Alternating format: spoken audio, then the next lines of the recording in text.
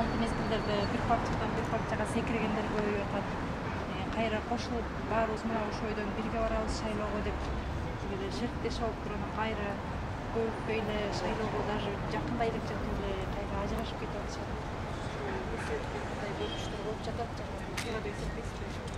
Бул суроого жооп бериш үчүн элден мурун саясат эмне экенин ошол түшүнүп бериш керек. Саясат деген бул парламенттик шайлоодо башка бул бийликке келиш, бийликте иштеш, бийликте болуш. Бир гана ошол үчүн саясий партиялар түзүлөт. Саясатка барган кишилерде аларда өз досум, бир тууганым деген түшүнүк жок. Көп президенттагы, Акаевдагы, Бакиевдагы, Атамбаевдагы чоң жаңылыш эмне? Ал тегерегенде өз кишилерди чогултуп алам да анан бийликте өмүр бою болом деген ой менен өз деген түшүнүк бар. Бул ушу катан негизинде үчөө тең азыр каякта экенибизди көрүп атабыз. Саясатта өз деген жок, кызыкчылык деген гана бар. Эгерде ошо бийликте турган адамга же бийликке келем деген алдында адамдын тегерегинде кишилер чогулуп атса, бир гана суроо бериш керек. Эмне кызыкчылыгы менен келип атат?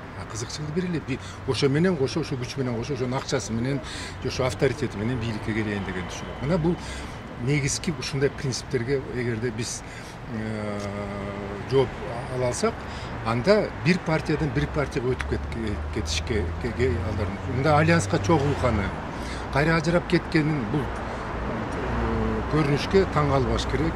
Бул көрүнүш дүйнө жүзүндө болуп келатат. Бизде дагы болот. Бизде классикалык партия деген түшүнүк жок. Классикалык азыркы парламенттик шайлоодо партия деген аты менен бийликке партиянын атынан келип аткандан кийин бул бизнес проект долбоор деп койсо да болот. Акчасы көп кишилер чогула калып туруп, партия түзө калып туруп, мына бийликке келели деген ой менен. Буга дагы биз Кыргызстан көнө башташыбыз керек дагы. Ал эми жанагындай альянс чогулганда. Бул жакшы көрүнүш. Көп саясий күчтөр өзүнүн күчүн эсептеп көрүп, жок чогулганда бийликке келип парламент тутканга мүмкүнчүлүк бар экен деген эсеби менен анан кийин альянска чогулушту. Бирок алардын бир катасы ошо альянска кирердин алдында ар бири өз ордун сүйлөшүп алыш керек эле. Ким эгерде утуп калса, кайсы орунда болот, же болсо тизмеде кайсы орунда болот, биринчи болобу, экинчи болобу, жок. Так сүйлөшпөй келип туруп анан жолугуша алат дагы, анан кийин альянс болот.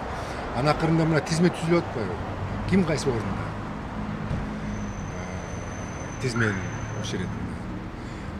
Үчүн ар бир саясатчы өзүнүн ордун өйдө көрөт башка караганда.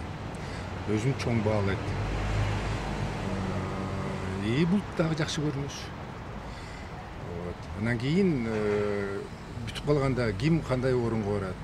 Бирөө премьер болом дейт, бирөө спикер болом дейт, бирөө министр болом дейт. Ошолордон кичинекей талаш тартыш болуп калышы мүмкүн. Буга дагы туура түшүнүш керек дагы. Бул киши начар экен, бул киши жаман экен, бул уттуруп кой деген сөздөрдү айтпашыбыз керек. Ошондо бияктан мен баштабадым да. Кызыкчылык. Ар бир адамдын кызыкчылыгы. Мына ошондуктан жанагындай альянстардын арасынан бирөө чыгып кетип аткан себеби да бар. Анан кийин эң дагы башка дагы нерсе бар. Бул башка күчтөр ошо альянс болушуна коркуп чочуруп калып, бул күчтүү партия болуп калышы мүмкүн дагы, конкурент болуп калышы мүмкүн деп ич-ара буза баштайт. Мына өзүңөр байкадыңарбы, мына фракциялар кандай кызырады, бийликке келишти. Мындайча айтканда бүт СДПК деле, республика деле, өсүшүм ар намыс деле, атамекен деле ыжырашпады. Ошондо бул жерден башка күчтөр күчтүү мындай бир күч болбосун дагы арасынан ыдырасын деген саясат өткөргөн негизинде дагы ыдыра баштайт. Мына ошентип айланып отуруп кайра дагы кызыкчылык, башка бирөөнүн кызыкчылык конкурентти жоготоюн деп туруп, бирөөнү сууруп алайын деп, бирөөнү сууруп алып атышат. Темир Сариев жөнүндө айтып турган болсок, ал альянска кирип атканда кандай кызыкчылыкты көздөгөн? Сиз кызыкчылык деп калдыңыз. Кайра чыгып кетип атканда кандай кызыкчылыкка булар чыгып кетиши? Кызыкчылык бир эле, мен башында айткандай, кызыкчылык бийликке келиш. Бийликке келгенден кийин, парламент келгенден кийин ал өзүнүн орду каякта болот. Фракциянын лидери болобу, же утуп калчу болсо өкмөткө өз премьер болобу, же болсо спикер болобу деген ошондой ой пикирлер менен келгенде жөн эле депутат болоюн деп мындай чоң саясатчы, уже өзүнүн биографиясы бар саясатчы, билеген партиянын башында турган Сариев жөн келбейт. Ошону ой менен келди. Мүмкүн даже сүйлөшкөндүр.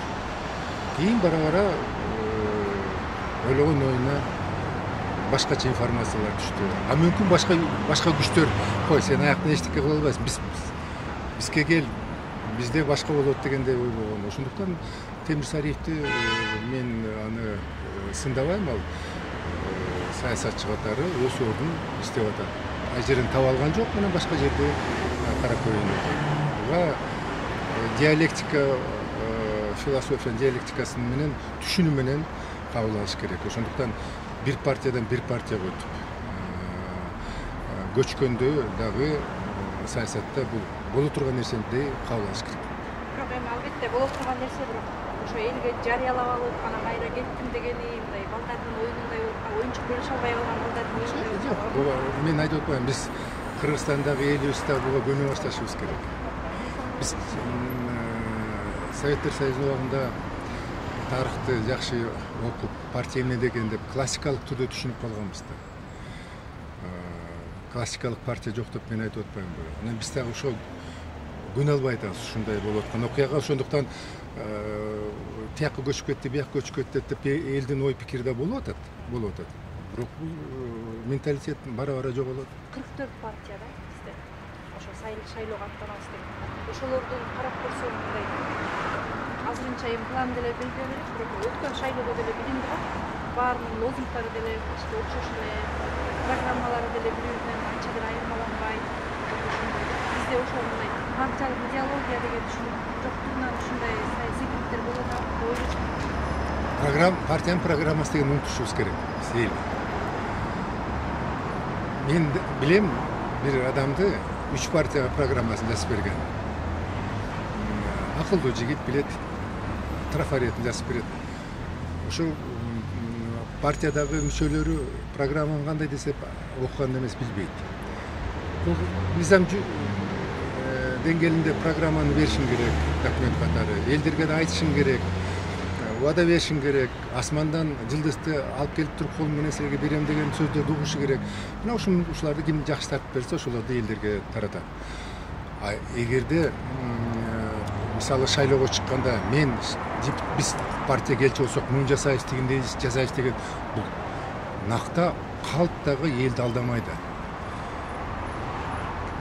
Кантип кайсы партия ошо убадасын тура алат? Эгерде жогорку кеңеште мыйзам кабыл алса, токтом кабыл алса, көпчүлүктүн 50% плюс 1 бирөө болгончу ал 18 депутат, 20 депутат болсо, каяктагы 60 депутаттан колдойт. Ошондуктан бул бир элди алдамайдын саясий технологиянын, пиар компаниянын бир түрү да. Ошондуктан биз бул партиянын программасы тигиндей экен, мындай экен деген түшүнүк жок. Ошо лидерден эле сурагычы, солчул партия деген эмне? Оңчул партия деген эмне? Либеральный партия деген эмне деген? Классикалык түрдө мүмкүн тарыхчылар, университетте иштегендер билет.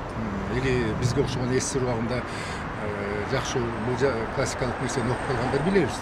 Казылар билишпейт.